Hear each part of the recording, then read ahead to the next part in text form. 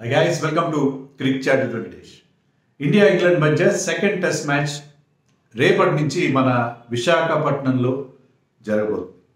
First time రెండు తెలుగు రాష్ట్రాల్లో వరుసగా టెస్ట్ మ్యాచ్లు జరగదు. ఫస్ట్ టెస్ట్ మ్యాచ్ మన హైదరాబాద్లో జరిగితే సెకండ్ టెస్ట్ మ్యాచ్ విశాఖపట్నంలో జరుగుతుంది. And local boy KS Bharat ఆడుతున్నాడు. సో కేఎస్ భరత్కి గ్రేట్ అకేషన్. అతని ఎర్లీ టెస్ట్ కెరీర్లో హోమ్ టెస్ట్ ఆడడం అనేది అతని నిజంగా చాలా మూమెంట్ టు రిజాయిస్. అతనికి ఒక ఫెలిసిటేషన్, ఒక సన్మానం కూడా చేసినట్టున్నారు Andhra cricket association. Very good. అక్కడ బోల్డ్ని హోర్డింగ్స్ కూడా పెట్టారని మనకి వార్తలు వస్తున్నాయి కేఎస్ భరత్ గురించి.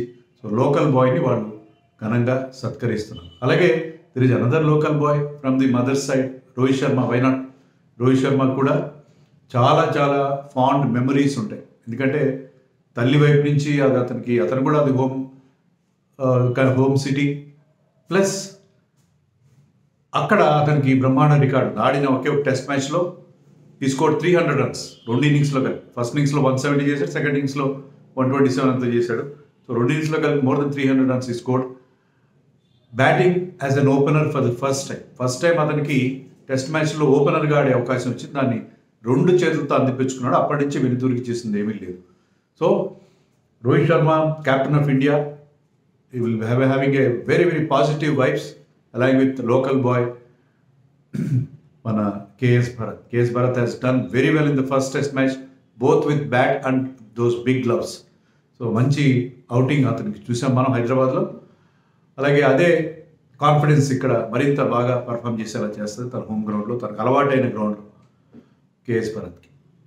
సో ఇక్కడ రెండు ఇష్యూస్ మనకి ఈ టెస్ట్ మ్యాచ్ గురించి. ఎవరెవరు ఆడతారు, ఇండియన్ టీంలో 11 ఎలా ఉంటుంది, ఎందుకంటే 2 ఇంజరీస్ ఉన్నాయి కాబట్టి 2 మార్పులు ఖచ్చితంగా చేయాలి. 2 చేస్తారా, ఎక్కువ చేస్తారా, 4 చేస్తారా అనేది ఒకటి. రెండోది పిచ్ ఎలా ఉండబోతుంది. ఫస్ట్ టెస్ట్లో మనకు ఎదురైన షాక్ డిఫీట్ తర్వాత సెకండ్ టెస్ట్ మ్యాచ్కి పిచ్ ఎలా ఉంటుంది అనేది కూడా చాలా ఇంట్రెస్టింగ్గా ఉండబోతుంది. ముందుగా పిచ్ గురించి మనం పిచ్ గురించి మాట్లాడితే ఇది కూడా టర్నింగ్ ట్రాకే ఉంటుంది. అయితే వైజాగ్లో ఇప్పటివరకు 2 టెస్ట్ మ్యాచ్ జరిగాయి. 2 కూడా ర్యాంక్ టర్నర్స్ కాదు. ఇండియా 2 సార్లు కూడా ఫస్ట్ బ్యాటింగ్ చేసి పెద్ద స్కోర్లు చేయడం, 500+ రన్స్ చేయడం చూసాం మనం. ఒకటి అగేన్స్ట్ ఇంగ్లాండ్తో ఆడే ఒక ఫస్ట్ టెస్ట్ మ్యాచ్ అక్కడ జరిగింది. తర్వాత 2019లో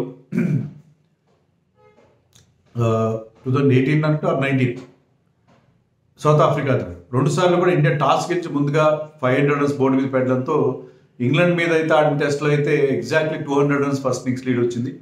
ఇంగ్లాండ్ 2 ఇన్నింగ్స్లో కూడా 200+ స్కోర్స్ మాత్రమే చేయగలిగింది. ఇండియా ఈజీగా ఫస్ట్ టెస్ట్ గెలిచింది. అలాగే సెకండ్ టెస్ట్ కూడా, ఆ సెకండ్ టెస్ట్ మ్యాచ్లో సౌత్ ఆఫ్రికా కూడా మనం 500 చేసిన, వాళ్ళు కూడా 400+ రన్స్ చేశారు. అయినా కూడా ఇండియా గెలిచింది. 2 సార్లు కూడా అశ్విన్ కి మంచి బౌలింగ్ రికార్డు ఉంది. ఒకసారి ఫస్ట్ ఇన్నింగ్స్లో 5 వికెట్స్ ఇచ్చాడు, రెండోసారి ఫస్ట్ ఇన్నింగ్స్లో 7 వికెట్స్ ఇచ్చాడు. So Ashwin is having a very good record here and he is at the threshold of a great record. 500 వికెట్ల ఒక ఇంపార్టెంట్ ల్యాండ్ మార్క్కి కేవలం 4 వికెట్ల దూరంలో ఉన్నాడు. So watch out for Ashwin. Ashwin is going to get his 500th wicket in Visakhapatnam. So ఇండియాకి ఇక్కడ rank Turner ఉండే అవకాశం లేదు. బ్లాక్ సాయిల్ పిచ్ అది. స్లో టర్నర్ హైదరాబాద్ లాగా ఉంటుంది. హైదరాబాద్ కంటే కొంచెం ఎక్కువ టర్న్ ఉండే అవకాశం. పిచ్ మీద కొంత గ్రాస్ కూడా ఉంది, డ్రై గ్రాస్ పెద్ద దాని నుంచి ఉండే కాదు. పిచ్ని బైండ్ చేయడం కోసం కొంత డ్రై గ్రాస్ వదిలినట్టుగా ఉన్నారు. సో స్లో టర్నరే ఉంటుంది, మరీ ఫాస్ట్ టర్నర్ కాదు హైదరాబాద్. కానీ వెదర్లో తేడా ఉంటుంది. హైదరాబాద్లో ఏంటి, మనకి టెస్ట్ మ్యాచ్ జరిగినప్పుడు ఇక్కడ చల్లటి వాతావరణం, చలికాలం కదా, వింటర్. కానీ వైజాగ్లో, నేను వైజాగ్ రెగ్యులర్గా వెళ్తూ ఉంటాను. అది నా నేటివ్ ప్లేస్ కాకపోయినా సరే, because my daughter lives there. మా డాటర్ వాళ్ళ ఫ్యామిలీ చెప్పేది ఏంటంటే వైజాగ్లో ఒకే ఒక సీజన్ ఉంటుంది throughout the year, summer. So అక్కడ ఇప్పుడు వింటర్ అయినా సరే వేడిగా ఉంటుంది. సమ్మర్లోనంత వేడిగా లేకపోతే వేడిగా ఉంటుంది, సల్టరీగా ఉంటుంది, చెమటలు కారుతుంటాయి. దానివల్ల ఆ ఎండ వేడిమి వల్ల పిచ్ బ్రేక్ అయ్యే అవకాశం ఉంటుంది. పిచ్ని వాళ్ళు ఎంత గట్టిగా తయారు చేసినా సరే, వాటరింగ్ ఎక్కువ చేసినట్టుగా వార్తలు వస్తున్నాయి. వాటరింగ్ చేసినా సరే ఎండ వల్ల తొందరగా బ్రేక్ అవుతుంది. సో ఇనీషియల్గా ఇక్కడ మీకు పిచ్ కాస్త బ్యాటింగ్ అనుకూలించిన at least from third day onwards లేకపోతే సెకండ్ డే మధ్యాహ్నం నుంచి థర్డ్ డే నుంచి అనుకోండి, థర్డ్ డే నుంచి బ్రేక్ అయ్యి టర్న్ అవుతుంది. సో టాస్ ఇక్కడ చాలా ఇంపార్టెంట్. టాస్ గెలవడం, ఫస్ట్ మ్యాచ్లో టాస్ ఓడిపోవడం కూడా మన ఓటమికి కారణాల్లో ముఖ్యమైనది. ఇక్కడ మనం టాస్ గెలవడం చాలా ముఖ్యం. టాస్ గెలిచి if you can put a decent score, big score on the board, ఇండియాకి చాలా అడ్వాంటేజ్. ఇండియా ర్యాంక్ టర్నర్ ఇవ్వకపోవడానికి కూడా ఒక కారణం ఉంటుంది. ఎందుకంటే చాలా ఇన్ఎక్స్పీరియన్స్డ్ బౌలింగ్ బ్యాటింగ్ లైనప్ ఉంది అక్కడ. చూడండి, మన వాళ్ళందరూ కలిసి ఆడిన టెస్ట్ మ్యాచ్లో ఈ మన బ్యాటింగ్ లైనప్ అందరూ కలిసి చేసిన రన్స్ కలిపితే జో రూట్ చేసిన రన్స్ కంటే తక్కువ, జో రూట్ చేసిన రన్స్ కంటే కూడా తక్కువ. మన వాళ్ళు అందరూ కలిసి ఒక 10,000 రన్స్ చేశారు అనుకోండి, జో రూట్ 11,000 రన్స్ చేశారు. సో చాలా ఇన్ఎక్స్పీరియన్స్ బ్యాటింగ్ లైనప్ ఉంది అక్కడ. కోహ్లీ లేడు, రాహుల్ లేడు, పుజారా, రహానే ఎవరు లేరు. అంతా యంగ్ ఇన్ఎక్స్పీరియన్స్ బ్యాటింగ్ లైనప్ కనిపిస్తుంది. ఒక డెబ్యూ అయితే compulsory, either Patidar or Sarfaraz Khan, అది మాట్లాడదాం మనం. సో మన బ్యాటింగ్ లైనప్ అంత ఇన్ఎక్స్పీరియన్స్ బ్యాటింగ్ లైనప్ ఉంది కాబట్టి ర్యాంక్ టర్నర్ ఇచ్చే అవకాశం చాలా తక్కువ. So pitch slow turner Hyderabad pitch లాగానే ఉంటుంది, కానీ పోను మరింత ఎక్కువగా టర్న్ అవుతుంది. హైదరాబాద్ పిచ్ థర్డ్ డే రోజున కూడా మనం చూసాం, అలీ పాప్ అద్భుతమైన రెచ్చిపోయాడు. కానీ ఇక్కడ థర్డ్ డే రోజున పిచ్ అంత బ్యాటింగ్ అనుకూలంగా ఉండకపోవచ్చు. That is my assessment. రీసెంట్గా అక్కడ ఆంధ్ర ప్రీమియర్ లీగ్ కూడా చూసిన తర్వాత నేను చెప్తున్నాను. బట్ పిచ్ తొందరగా అక్కడ బ్రేక్ అయ్యే అవకాశం ఉంది బికాజ్ ఆఫ్ హాట్ వెదర్ వల్ల తొందరగా బ్రేక్ అయ్యే అవకాశం ఉంది. అందుకే కొంచెం వాళ్ళు డ్రై గ్రాస్ కూడా వదిలేరు, మరీ ఎక్కువగా క్రంబుల్ అవ్వకుండా. సో అది పిచ్ గురించి. మరి టీంలో ఎవరు ఉంటారు? ఒక డెబ్యూ నేను చెప్పినట్టుగా తప్పదు, ఎందుకంటే రాహుల్ ప్లేస్లో పటీదార్ కానీ సర్ఫరాజ్ ఖాన్ కానీ ఆడడం తప్పనిసరి. పటీదార్కి ఎక్కువ అవకాశాలు మనకు కనిపిస్తున్నాయి, ఎందుకంటే అతను టీంలోకి ముందు వచ్చాడు. సో ఫస్ట్ చాయిస్ అతనే. సర్ఫరాజ్ ఖాన్ తర్వాత as a injury replacement Rahul వచ్చాడు. సో అతనికి అవకాశం ఇవ్వడం ఫేర్ థింగ్. రాహుల్ ద్రావిడ్ నేతృత్వంలో అలాంటిదే జరుగుతూ వస్తుంది. ఈ టీమ్ మేనేజ్మెంట్ అదే ఫార్ములా ఫాలో అవుతూ వస్తున్నారు, ముందుగా వచ్చిన వాళ్ళకి అవకాశం ఇవ్వడం అనేది. అయితే even I have seen one interview with MSK Prasad. ఒక టీవీలో ట్విట్టర్లో చూశాను ఒక ఇంటర్వ్యూ. ఎంఎస్కే ప్రసాద్ కూడా ఏమంటున్నారంటే, former chief selector and also he knows lot about Vizag wicket. Pitch turn అవుతుంది ఇక్కడ. టర్న్ అయిన పిచ్ పైన పటీదార్ కంటే కూడా Sarfaraz Khan is a better choice. ఎందుకంటే అతను అటాకింగ్ ప్లేయర్స్, స్పిన్ చాలా బాగా ఆడతాడు. పటీదార్ కూడా బాగా ఆడతాడు, కానీ ఇతను ఇంకా బాగా ఆడతాడు. అటాకింగ్ గేమ్ ఆడతాడు. ఆ sweep, reverse sweep, conventional sweep, reverse sweep ఆడడంలో అతను చాలా ఎక్స్పీరియన్స్ ఉంది. చాలా బోల్డ్ రన్స్ చేశాడు డొమెస్టిక్లో ఇలాంటి స్పిన్నింగ్ ట్రాక్స్ పైన.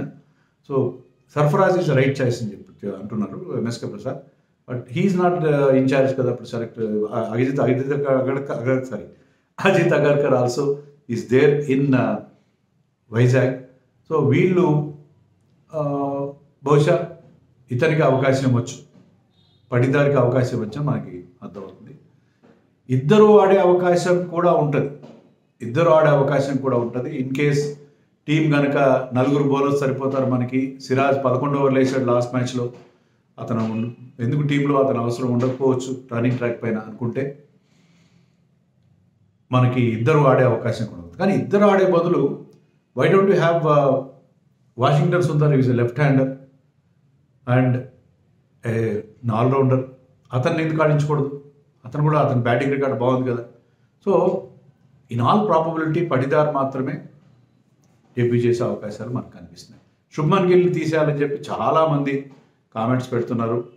ఈవెన్ నేను కూడా అదే, నన్ను అడిగితే పర్సనల్ చాయిస్ నేనే శుభ్మన్. కానీ ఏంటంటే ఇక్కడ 2 కారణాలు శుభ్మన్ గిల్ తీయకపోవడానికి. ఒకటి, ఆల్రెడీ ఇన్ఎక్స్పీరియన్స్డ్ బ్యాటింగ్ లైనప్ ఉంది. Yashasvi Jaiswal also new to test cricket. అలాంటప్పుడు ఇంకో 2 డెబ్యూటెంట్స్ని తీసుకొచ్చి ఆ ఎక్స్పెరిమెంట్ చేయరు. శుభ్మన్ గిల్కి ఎంతో కొంత ఎక్స్పీరియన్స్ ఉంది. ఒక 20 టెస్ట్లు ఆడిన ఎక్స్పీరియన్స్ ఉంది. శ్రేయస్ అయ్యర్ కూడా అంత ఎక్స్పీరియన్స్ లేదు. సో ఈ నేపథ్యంలో ఈ యంగ్ బ్యాటింగ్ లైనప్లో మరీ కొత్త వాళ్ళని తేవడం అనేది తీయకపోవడం. తర్వాత శుభ్మన్ గిల్ బ్యాక్ చేస్తున్నారు. నిన్న Vikram Rathore India batting coach address చేసినప్పుడు, ప్రెస్ కాన్ఫరెన్స్ అడ్రస్ చేసినప్పుడు, మనం వాళ్ళకి మరింత అవకాశం ఇవ్వాలి. శ్రేయస్ అయ్యర్కి, శుభ్మన్ గిల్కి Yashasvi Jaiswal, they will come good, కొంత పేషెన్స్ అవసరం అన్నట్టుగా కూడా చెప్పాడు. సో దాన్ని బట్టి మనకు అర్థమవుతుందంటే Shubman Gill is likely to continue. Shubman Gill, Shreyas Iyer ఇద్దరు కూడా ఉంటారు. సో పటీదార్ మాత్రమే డెబ్యూ చేసే అవకాశాలు మనకు ఎక్కువగా కనిపిస్తున్నాయి. ఒకవేళ మార్పు ఏదైనా ఉంటే కుల్దీప్ యాదవ్ ఖచ్చితంగా వస్తాడు 11లో in place of Jadeja. Siraj / Washington Sundar అదొకటే మార్పు. రాహుల్ ప్లేస్లో పటిదార్, జడేజా ప్లేస్లో కుల్దీప్ యాదవ్. బట్ ఇంకొక మార్పు ఏదైనా ఉంటే సిరాజ్ ప్లేస్లో వాషింగ్టన్ సుందర్ రావచ్చు. అంతకు మించి మార్పులు, 2 మార్పులు ఉండే అవకాశం ఉంది. 3వ మార్పు కూడా ఉండే ఛాన్స్ ఉంది in case they think Washington Sundar in place of Siraj. So ఇది Indian LRF. England LRF already వాళ్ళు 11 అనౌన్స్ చేశారు. క్వైట్ ఆబ్వియస్, ఎందుకంటే జాక్లీస్ మొదటి మ్యాచ్లో అతనికి మోకాలు ఇంజరీ అయింది, దానివల్ల అతనికి ఎక్కువ బౌలింగ్ ఇవ్వలేకపోయాడు. సో అలాగా ఫుల్గా ఫిట్గా లేని అతని బదులు కొత్త కురాడు షోయబ్ బషీర్ని డెబ్యూ చేస్తున్నారు. Shoaib Bashir off spinner, left arm spinner కాదు, ఆఫ్ స్పిన్నర్ అయినా మనం ఎప్పుడు కూడా ఫింగర్ స్పిన్నర్స్తోనే మనకి ఇబ్బంది. So off spinners, left arm స్పిన్నర్సే మనం ఎక్కువగా ఇండియాలో ఇబ్బంది పెట్టారు ఇండియన్ టర్నింగ్ ట్రాక్స్ పైన, రాదర్ దెన్ రిస్ట్ స్పిన్నర్స్. అది షేన్ వాన్ దగ్గర నుంచి చూసినా కూడా రిస్ట్ స్పిన్నర్స్ మనకి ఇబ్బంది పెట్టిన సందర్భాలు తక్కువ. ఎక్కువగా left arm spinners and right arm off స్పిన్నర్సే, అంటే ఫింగర్ స్పిన్నర్సే మనకి ఎక్కువగా ఇబ్బంది పెట్టిన పరిస్థితులు మనం చూసాం. So they are going in with Shoaib Bashir. So గమ్మత్ ఏంటంటే, and of course Anderson is coming in place of Mark Wood అంత ఇంప్రెసివ్గా లేడు. ఆండర్సన్ ఇక్కడ రావడానికి కారణం ఏంటంటే, లాస్ట్ టైం ఇక్కడ టెస్ట్ మ్యాచ్ జరిగినప్పుడు సౌత్ ఆఫ్రికాతో సెకండ్ ఇన్నింగ్స్ షమి 5 వికెట్లు తీశాడు, బాల్ రివర్స్ అయింది. సో ఆ రివర్స్ స్వింగ్ ఎక్స్పర్ట్ కాబట్టి ఆండర్సన్ తీసుకొచ్చారు. ఎక్స్పీరియన్స్, అతని స్కిల్ కూడా చాలా ముఖ్యం. So Anderson will be a dangerous customer on this pitch, even though fast బౌలర్స్కి హెల్ప్ ఉన్నా లేకపోయినా రివర్స్ స్వింగ్ అనేది వైజాగ్లో బాల్ రివర్స్ అవుతుంది. సో ఆ కారణంగానే సిరాజ్ను కూడా ఇండియా ఆడించే అవకాశం మనకి కనిపిస్తుంది. సో అది గమ్మత్ ఏంటంటే, ఆండర్సన్ ఆండర్సన్ ఆడే సమయానికి ఫస్ట్ టెస్ట్ 2003లో ఆడాడు ఆండర్సన్. అప్పటికి వీళ్ళిద్దరు పుట్టలేదు, బషీర్ అండ్ రెహాన్ అహ్మద్. అతనితో పాటు బౌలింగ్ క్రీస్ని పంచుకున్న ఈ కొత్త స్పిన్నర్లు ఇద్దరు పుట్టలేదు. బషీర్ అయితే 2003లో పుట్టాడు, ఆ ఇయర్లోనే ఆండర్సన్ డెబ్యూ చేశాడు, అతనికి పుట్టడానికంటే ముందే. అండ్ అతను తీసుకున్న వికెట్లతో కంపేర్ చేస్తే అతను ఆడిన టెస్ట్లు 180 టెస్ట్లు ఆడాడు, 180 పైన టెస్ట్లు ఆడాడు. వీళ్ళు ముగ్గురు మిగతా స్పెషలిస్ట్ బౌలర్స్ కలిసి వాళ్ళు ఆడిన టెస్ట్ మ్యాచ్లు 4 మాత్రమే. సో ఎంత కాంట్రాస్టింగ్ ఉంది. And great longevity by that man Anderson, Jimmy Anderson, playing so many test matches as a fast bowler for such a long time. Hands off to his endurance and fitness. So చాలా ఇంట్రెస్టింగ్గా ఉంటుంది test మ్యాచ్లో. It will be a test for that sweep shot.